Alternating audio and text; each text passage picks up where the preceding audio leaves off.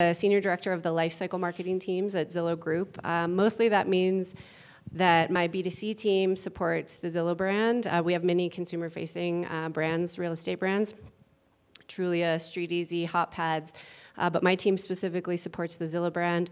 And then my B2B team supports the lifecycle marketing efforts for our flagship real estate agent business, which is the Zillow Premier Agent brand, as well as what we call our emerging market verticals. And so lots of B2B work and B2C work in the house. My team recently renamed. We were the email marketing team until early fall, and then we rebranded to Lifecycle Marketing, I think in an effort to sort of get at some of what we're all here discussing today, sort of deeper engagement with our users and our customers. So 2018, crazy year for Zillow in particular, and my teams. We're coming off a major infrastructure reinvestment meant to sort of break down the walls between email and push marketing in particular. Those two marketing channels had grown up really siloed, so that was a massive undertaking for us. We had Gmail sorting experiences. I hate using the word issue because there's always a silver lining to the Gmail sorting algorithm. But that was 6 months of our year. This year was figuring out tab placement and where things were ending up and why they might be ending up there. This was the first year that we kicked off some SMS pilots that were sort of deeper funnel work, engaging with customers. In particular, in the markets where Zillow offers is piloting, which is a program where we will buy a home from users in particular, and we will sell those homes. So that's a new sort of down funnel market offering from Zillow in certain areas. So that we kicked off some personalization pilots around that. And then our recommendations, algorithms, and our machine learning opportunities really sort of blew the doors off things this year for us, where we really figured out the right way to recommend homes to people. So that was exciting as well.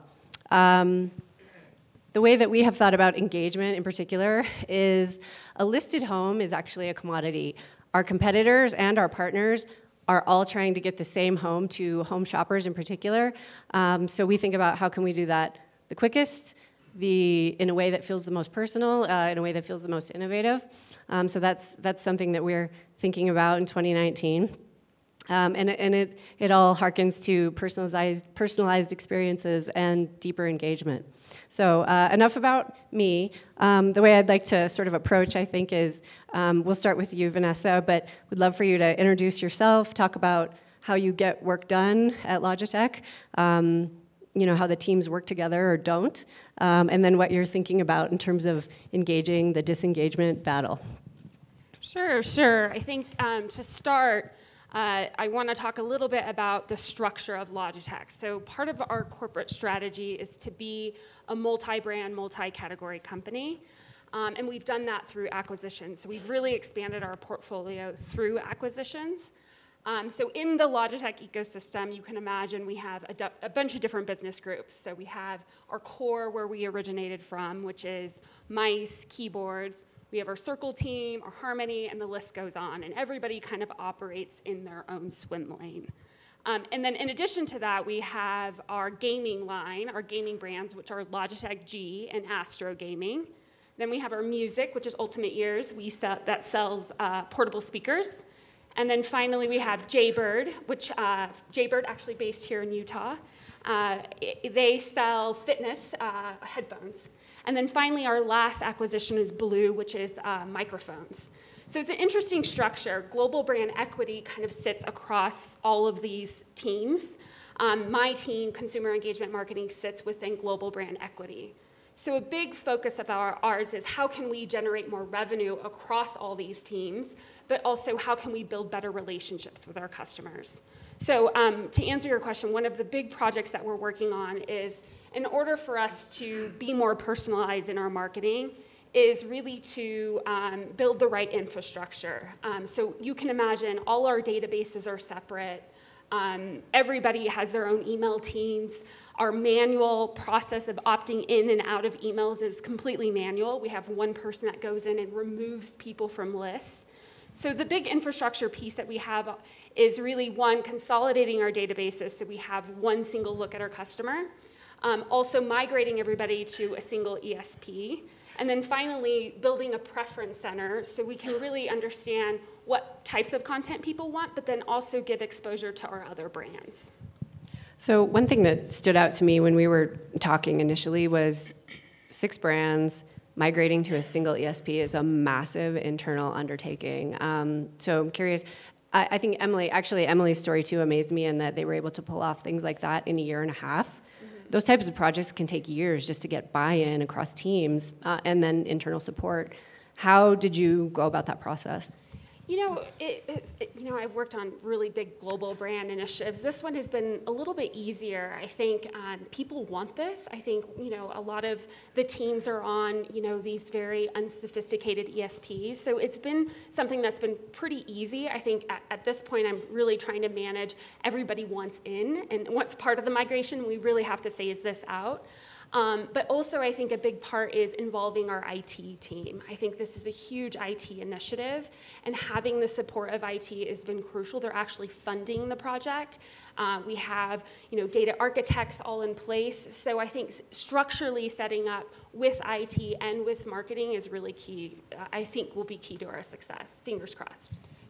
So you mentioned people are sort of excited maybe about the opportunity. Did you find it was more, oh, thank goodness someone else is solving this problem for us, versus, wait, I have my own opinion about how this should go? Because it could easily go either way. Yeah, and I think it could, and I think some of the challenges that we have going forward is the decision tree, right?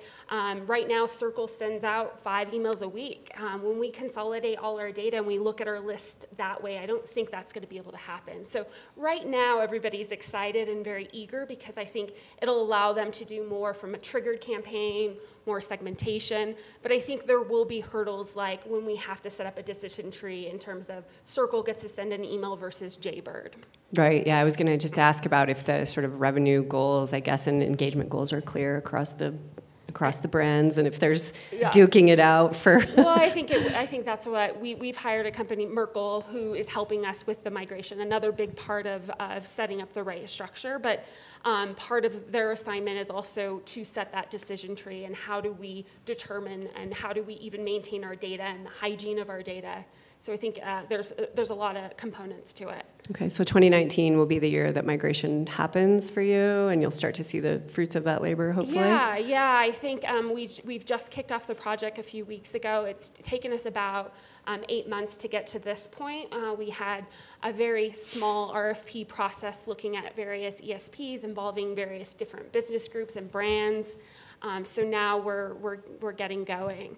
We did interview a couple other companies structured like us, and those, it took their migration over 2 years. So I'm hoping it doesn't take that long. Zillow Group has a similar structure with, Zillow and Trulia is one of the best examples where we're essentially doing the same thing, getting the homes in front of users. And so the sort of spirit of competition, even within Zillow Group family brands, is often strong and motivating also. And I think we'll be able to share learnings across the board of what's working well in different channels and stuff. So yeah. Mm-hmm.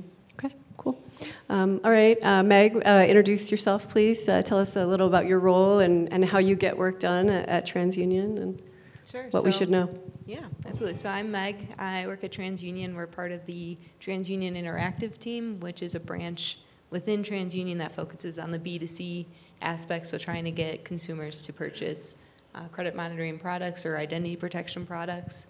The nice thing about it is our whole marketing team, our only focus is acquiring new customers. We're kind of broken off into the different channels, but it works pretty well because we don't have multiple people trying to send emails. It's only our team that's sending the emails out, so we don't have any of that competition. You're so lucky. I know, I'm feeling lucky right now. And then we work with the product team who creates the product itself and keeps innovating on that, as well as the technology team that makes pretty much everything happen. One of the biggest challenges we just face is resources and priorities. So what marketing feels is a priority, maybe the product team doesn't, or the technology team doesn't, and it's just trying to balance, getting initiatives that you want through and picking your top favorites to try and get through the system. So what are you focused on for 2019 in terms of engaging the disengagement battle? Yeah, so a big one is transitioning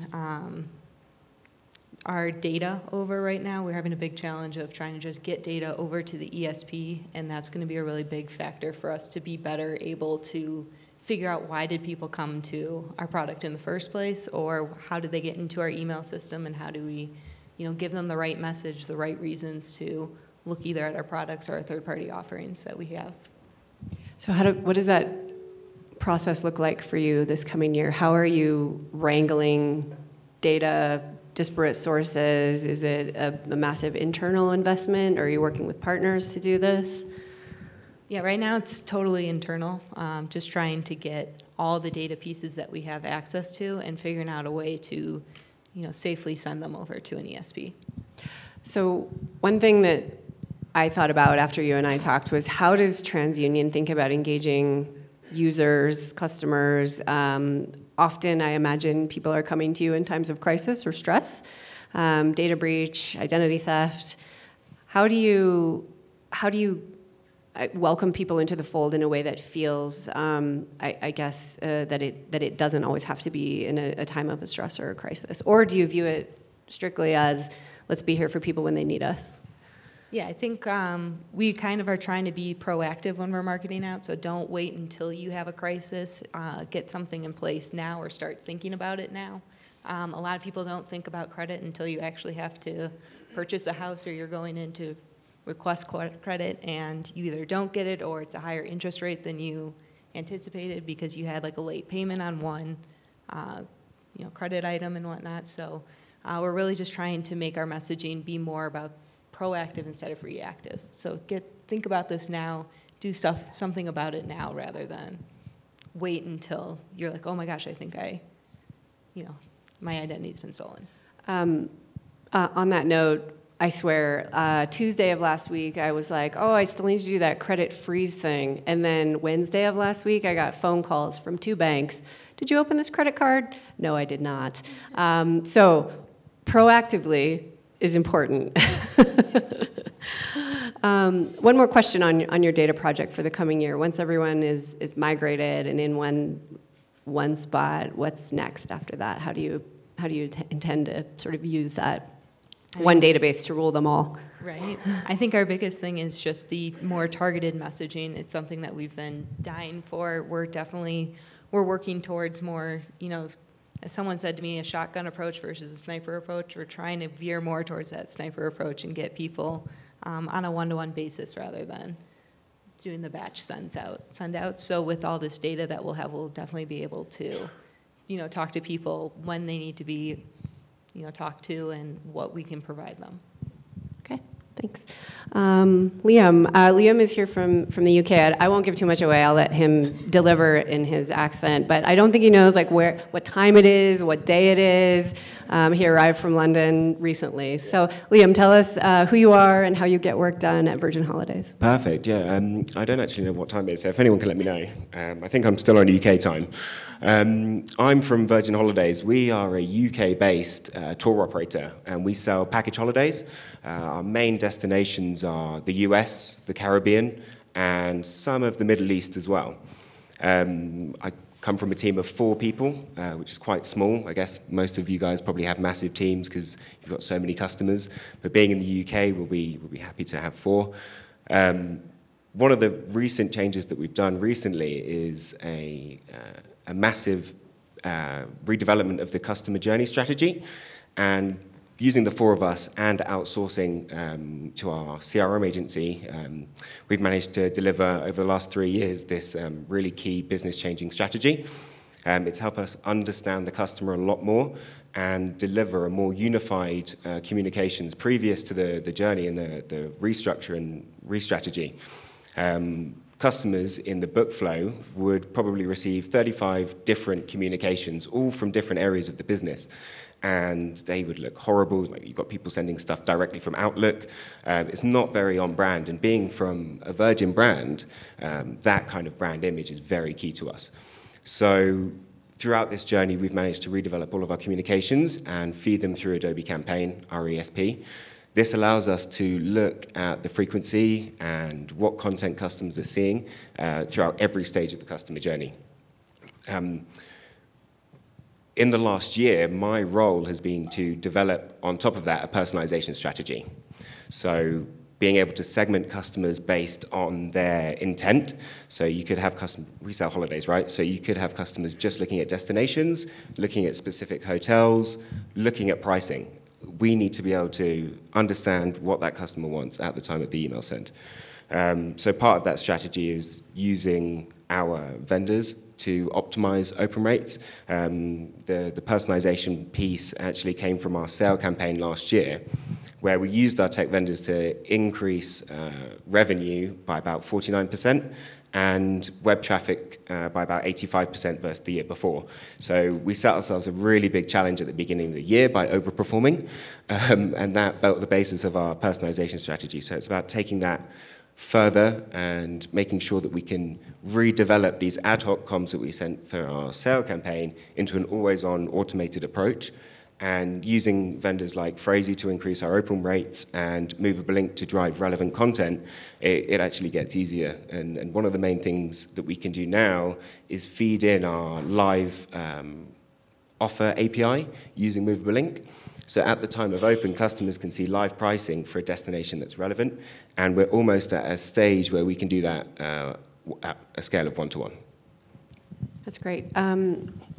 How did you talk a little more, please, about sort of defining the personalization strategy? I think that's everyone is thinking about personalization and what does it mean.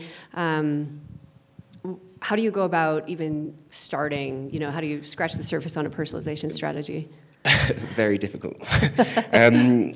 Most of our business is offline, whether it's retail or in the customer center over the phone. So what we found is a lot of customers actually want a two-way conversation, and we have to make sure that our emails are following those rules.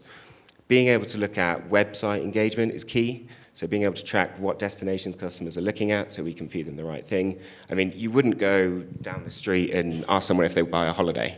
Hey, do you want to buy a holiday? Do you want to buy a holiday? Do you want to buy a holiday? Do you want to... It doesn't work like that. So what we need to do is make sure that our communications are triggered on behaviors. So we've actually banded up our customer staging based on those engagement levels. And those that aren't engaging, that's where we send the really cool on-brand Virgin stuff to try and get them re-engaged in the website. Every click on an email is another way that we can track and gain more data on the customer. And really that feeds into itself. So you just pass them down the funnel until they get ready to convert, basically. So one thing... Sounds simple, right? Yeah, it's super easy, especially with a team of 4. Yeah. One thing that I like talking about with people is with regard to a sort of a build versus buy culture and how you know when it's right to do one or the other. A question maybe for all 3 of you, and if you deal with that at your own companies, how much autonomy do you have to make a decision to buy versus build? I know in my work, because we are engineer founded, and there was not a marketing team even at Zillow in the very early days. It was exclusively engineers. There is a very strong build culture. And so I can say, oh, you know, there's this cool opportunity to do this thing. Well, we can build that. And well, yeah, of course, but will you build it? You know, prioritization comes into play, obviously. What can be built isn't always what should be built. And so I'm curious if any of the 3 of you have had to overcome that conversation or know when to spend money versus not. Definitely. I mean, we have an IT team that sees the tech that we use and say, probably like 3 to 6 months later, oh, we could have built that for you. Yep. Okay, but we still wouldn't have it in another year. So I think if we are able to get that new technology on board and save the IT team some time, our IT, we're a pretty small business, so our IT team is always stretched trying to do the on-web stuff and trying to optimize customer journeys throughout the website. No one really goes, oh yeah, we'll build better things for email. So if you've got a product that you can buy and integrate with, then I think that's a lot easier for us, particularly being a smaller business. But I don't know about you guys. Yeah, go ahead. Yeah, I think, you know, for us, the way we've structured our project is we're leveraging Merkle to configure Adobe Campaign for the first 12 weeks. And then they're essentially training up our IT team and building kind of that infrastructure internally so that we can fully migrate the rest of the company. Who knows if we'll have to extend that, but we're kind of bridging where we're using IT to help build, but also using experts and building, capabilities, using capabilities externally as well. Liam, one more for you. We talked a little about journey mapping on one of our phone calls ahead of meeting here. I think that's a thing I'm hearing a lot about, and that's another one that I think feels a little bit sort of, we understand it intellectually, but as far as getting started, it can feel difficult. How did you go about that process at Virgin Holidays? Luckily, we worked with our CRM agency, and it was quite straightforward. They did all the strategy and everything like that. For 4 of us in our team to build that kind of mapping would have been impossible. We'd still be doing it today. But the only challenge that we really had for our customer journey was the look to book window. Because we're considered a considered purchase, similar to, I don't know, other higher priced items, our look to book window can be anything between 30 and 90 days. So to be able to map that engagement throughout that journey and make sure that we're kind of diverting the customer to a conversion was actually the hardest bit. So that's why when we rolled out our customer journey, we did our pre-departure, so from booking to departure, which was quite straightforward. I say straightforward, it took about 2 years. But we were able to do all the service-led stuff, and now we're just going back to revisit all the upsell capabilities that we can do, and then we did return home, and then we've gone back to the front of the funnel, or top of the funnel. I see it in my head differently.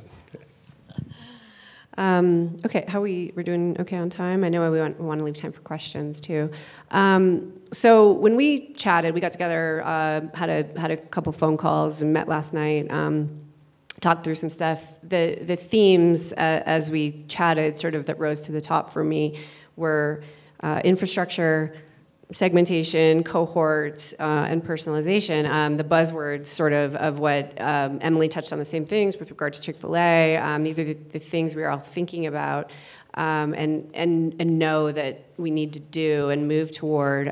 Do any of you have any last pieces of advice, I guess, before questions maybe about how to decide which of those might be the most important, or how to approach any of them, like make it feel really actionable or achievable? Yeah, I think part of my team's also objectives is really looking at strategic pillars to align all these brands and companies. So we work on things like building a B2B strategy for the organization. And I attend a lot of conferences to get ideas and learn how to kind of change business models. And I think personalization is the big buzzword right now. We're all talking about it. And I think we had to take a step back and really look at how do we do that. And the infrastructure piece was so critical. So I think it's definitely in steps. I think we will be able to be more personalized once we have the foundational elements in place. And so I think it's about looking at your organization and establishing that first and then figuring out how to grow from there. So definitely baby steps. Meg? Yeah, definitely echo the baby steps, small chunks. Don't take too big of a bite out of that cookie.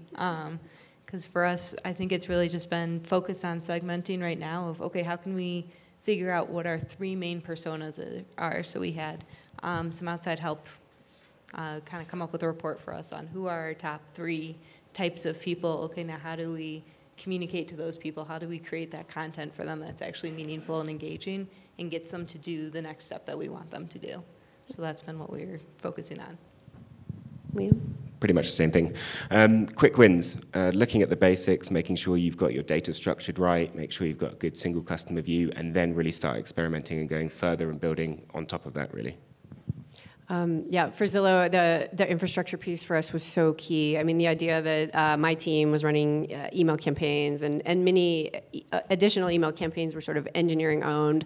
And then in addition to that, the mobile team exclusively owned the push notification programs, and everything was going on all at the same time, and no one knew any of what was going on. Our infrastructure investment to build an internal platform that could see and understand everything was extensive. It took a year to build a platform, and we're still in the process of migrating things to that platform. So you can think about personalization, but until you know what anyone is getting at any given time. You can't even really start. So, yeah, I think happy to open it up to questions. If anyone has any final thoughts, I'm happy to hand it over. I think where we have gotten to with engagement is not just, it's a click on that email or an open rate on that email, but a deeper engagement with the brand overall. At Zillow, we're really organizing ourselves around the idea that home matters, that it isn't just about getting homes in front of people, that they can find the one that they like, but what are the ways that we can help them close on that home, get into that home, find the home that not just is okay, but is the home that truly the home that they were meant to be in. So thinking about it from that perspective really just helps us focus on, we're one of the super senders, huge volumes of search results in particular and recommendations. But as we look at that volume, are we really getting the right things to start to build those relationships with users? And then continue the relationship sort of after they found that home where they're hopefully thriving. So thanks. Questions? For Tara and the panel? How you doing? Greg Van Horn from Launch Potato. What experience do you have using programmatic media to reactivate segments that have dropped in engagement? Or have you thought about using programmatic media to do that, whether it's in Gmail ads or GSP sponsored promotions, YouTube, et cetera? Anyone on the panel want to tackle that one? I mean, we have, I think the thing that Logitech we need to do better about is all of our channels integrating and talking to each other. So we have a programmatic team. I would say that the teams rarely speak. So, that team kind of operates and they are constantly running programmatic placements across all of the brands. But I think we need to evolve a little bit more. Yeah, our only one is re-engagement program within the email channel. We don't use any of the other channels right now to try and re-engage folks. We've actually been working on something similar for the past year, looking at connectors within Adobe Campaign for Facebook and AdWords. And what we want to try and do is really enforce the inspirational message rather than the conversion message, because if you get too granular when you're doing programmatic retargeting, it gets a bit freaky. So we want to keep that broad level, kind of here's some destination inspiration that just so happens to resonate with what you've been looking at this week. If we get to the point where you've been looking at a specific hotel and now we're feeding you offers on that, I think there's a little bit that gets a bit weird about that. I wouldn't like it. Yeah, the creep factor gets high. For us, it's a little of both. It's a little, we don't do a good enough job sort of integrating all of the opportunities, but then also we have made some progress in the past year with other infrastructure investments, particularly an ad tech platform that is retargeting. And so this coming year will be about connecting email channel to that ad tech platform as well, so that we can start to increase the visibility. As far as re-engagement specifically, we use email exclusively for that, and that's still an incredibly manual process of, this cohort of people seems to have fallen off. Did they buy a home? Can we connect that with some of our other data sources? And we have a massive data set in terms of like how people are buying and selling. So there's a lot of stuff that we have accessible to us that we don't even surface necessarily.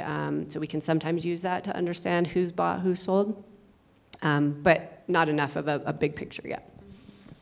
I wanted to follow up on the programmatic question. And Liam, could you tell us how GDPR has impacted you, both on the data flow coming in from things like programmatic sources, where it's probably the most problematic, but also just internally how you're managing the data you already have and the profiles you already have, and what sort of impact and where you've seen GDPR? Can I skip the question? It's too soon for GDPR, right? For us, it's been a challenge. One thing that we have found considerably difficult is that we can't retarget on programmatic channels using customers that haven't given us email permission. I think it should be fine, right? They were a customer, we can retarget them. However, we've been through loads of legal discussions about how we can actually leverage this data. One of the main things we actually do quite successfully is look at lookalike audiences on Facebook and feed them back through to our acquisition, which I think is pretty straightforward anyway. I think most people will be doing that. But feeding the data back out is quite tricky. That's something we haven't got figured out yet. Hopefully it won't be another year until we do.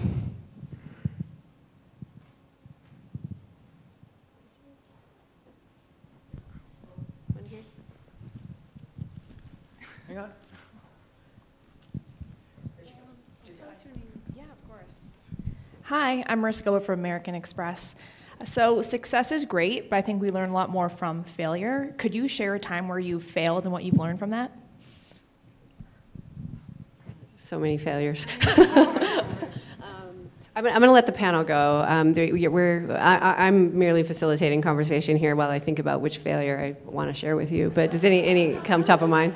You know, I think, you know, my background's in kind of large go-to-market strategy, running really massive brand initiatives, so probably not as pertaining to my role today.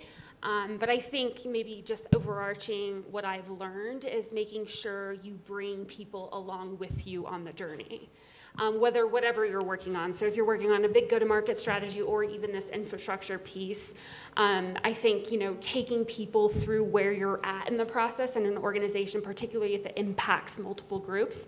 And I would say my failure is I learned that the hard way across my career. And so now I think even tackling this infrastructure, it's constantly doing check-ins and you know, putting where we're at in the newsletter that we send out. And so I think, you know, bringing people along the journey is probably a big thing I've learned. I'd say hurdles over testing, like doing A/B testing and doing too many variables within one test and realizing after you do it that you really learn nothing from it because you don't know what actually was successful or what was a failure. So that was definitely something that we learned in the last few years too. You know, pick just one thing that you're going to test and test that out. Probably the best thing that I've learned about failure is how to cover up your tracks. Obviously, when you're working with personalization, even like first name personalization, I'm sure most people in this room have seen a terrible example of hello, insert name, or hello, name in brackets. I think what I've learned from that is you have to test pretty much every outcome, not to the granular level of, I'll check everyone's names in there, but make sure you've got the right parameters, make sure you've got the right data, particularly when we're using the likes of campaign. If you don't have the data in the workflow, then it's obviously going to fall over. So it's just a key of making sure that you've got everything that you need in that workflow for the send. I've got mine. Bloat, email bloat. I would say 2 years in particular. Well, 2018 was when we got our house in order. 2016, 2017, we sort of lost our way in terms of, oh, email's so awesome, let's send more and different types. And because of these sort of walls, you know, that I was talking about between push and even existing email campaigns, we had no idea how people were being impacted by that. And so the way that I've described it is sort of we got kind of fat and lazy on the email gravy train because it is effective and delivers large amounts of visitors back to websites and apps. And so we learned our lesson the hard way in terms of efficiency metrics, I think, and finding our way back to that. So I was happy to see us get the house back in order, 2018. Megan, you mentioned that you'd winnowed down to 3 personas. Could you tell us a little bit more about what those personae are, why just 3, and why those? Yeah, I think it's a little bit more of the, you know, don't bite off more than you can chew. We really haven't gone into the persona world before, so we really just wanted to focus on the 3 main factors, and in that we learned what age is, where they're at in life, are they married, divorced, retiring, why are they looking at our product? Is it because, you know, they're being reactive and they found that their identity's been stolen or compromised, or is it because they're trying to buy a house? Are they being proactive before they buy the house to make sure their credit's in order, or again, is it reactionary? So yeah, I think those were the big reasons why, and what we learned from it was we have a lot more older folks who are on our product that are much more on the protection side, so they're being more proactive of making sure, you know, they took all these years to build their credit and now they're trying to protect it, so we're trying to create messaging that resonates with them on that kind of information. And it sounds like, Liam, you were doing something similar. You mentioned that you were reading people's responses to email and trying to segment by what they seem to be most interested in, whether it's a particular hotel, whether it's a deal, and that you're segmenting according to their particular priorities. Are you building profiles off of that too? I'm curious about the value of that. It seems like a really interesting way to cut into this customer journey is to understand different sets of drivers and motives for different journeys. Definitely. I mean, we call them customer stages. So you could have someone, particularly in the holidays, for instance, where you've got people that are just inspiration stage. They just want to be wowed by the destination. They don't really have a particular hotel that they're interested in. They just want to see beaches and see where it's cool to go. That is kind of top of the funnel, and then we break it down to the next level and look at, okay, so they've been looking at this specific destination 3 or 4 times now, and they've gone into a couple of hotels, but they're still not quite sure. So then we start feeding them hotels in that destination. Once someone is at a point where they've kind of looked at the hotel or they've got a familiar idea of where they want to go, what kind of hotel, what kind of star rating, what the facilities are, we start feeding them prices. Because no one wants to be fed prices at day one because it will put you off, considering like our prices are quite high. They want to stay in that dream phase as long as possible, and we want to enable that customer to remain in that dream phase as kind of the brand that we are. We want people to be at ease when they're booking a holiday and not be put off by the fact that you've got prices all over the place. So we kind of break it down into different customer stages, and so far it's working quite well. So yeah, we're going to continue to do it. What sort of course correction have you made along the way? I mean, at some point you're pulling back and looking at this data and you're deciding what these signals must mean. And what is there a feedback loop that's telling you where you're wrong? Yeah, all the time. We have various engagement kind of metrics that feed into these stages. Originally, when we were looking at it, we saw that the kind of window we were looking at their engagement was far too short. For instance, people start dreaming about holidays maybe 6 months to a year before they look at booking.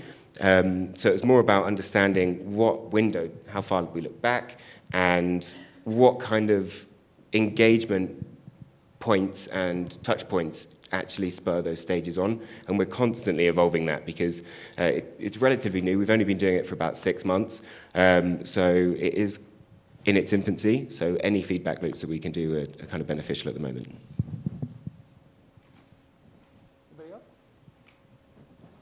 Tara and panel, we're going to continue this in the roundtable at the end of the morning. Thanks very much, guys. Thanks, everyone.